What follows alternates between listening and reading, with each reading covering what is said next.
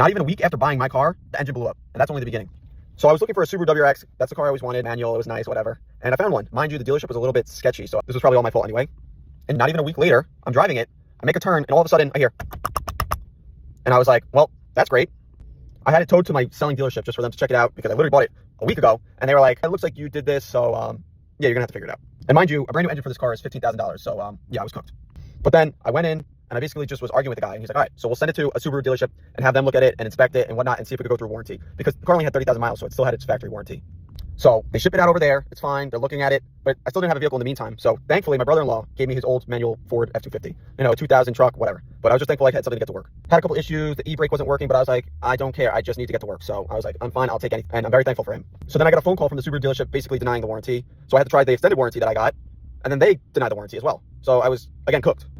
At the time I was like, damn, this really sucks. This is the worst it could possibly be.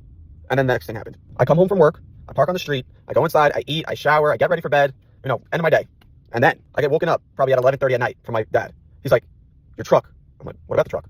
It rolled down the street and back into a building and destroyed the building wall. So once again, I was cooked. They had people come out, check the wall, inspect it, whatnot. It ended up being $5,000 for that. So $15,000 engine, $5,000 for this. We're at $20,000. Just not possible for me. So I paid for that, got it all fixed up, whatever. I'm still dealing with my car at this time as well. Like I'm trying to figure out, I'm trying to argue a fight just to see if they could cover it because I literally just bought it. And then I'm driving into work the next day, and then the truck engine blows up. Once again, cooked. Now, engine for that truck, a used engine, is another $2,000. So, it's just adding up at this point, and I'm just screwed. So at this point, I'm just looking for any vehicle, like a Honda Civic, Honda Accord, anything reliable and cheap that I could just use for the meantime so I could get to work. So thankfully at that time, before I was going to buy a vehicle, Subaru called me back and said they could cover the engine, but not the labor. So the engine was $15,000 and the labor was $5,000. So then I ended up doing that because I was like, I'm going to spend $5,000 on a car anyway, so I might as well just have them fix my car. So then at least I had a loaner car now to get back to work. But unfortunately, the engine was on back order, so now I had to wait another 3 months for the engine to come in, and then probably another week or two for them to fully install the engine. But yeah, and I got my car back. The story's not over. Now, a month goes by, driving my car, everything was fine and normal, until one day, I was driving home, on the weekend, driving around, I was driving home, and then my car turns off.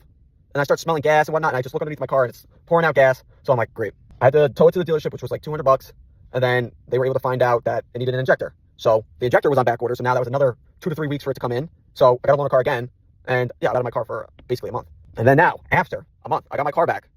All right, I was driving home, everything was normal, got some Chick-fil-A, celebrating having my car back, and then it broke down again. Same thing, leaking gas, turned off, whatnot. Thankfully, it was like 5 minutes away from my house. I was able to just kind of push it down the road and get it there, but yeah. Thankfully, also, they towed it back to the dealership. I didn't have to pay for that. And it ended up being like a bad fuel rail too. So, overall, it just was a crazy experience. And all I got to say is just know when it gets bad, it could always be worse. So that's my story.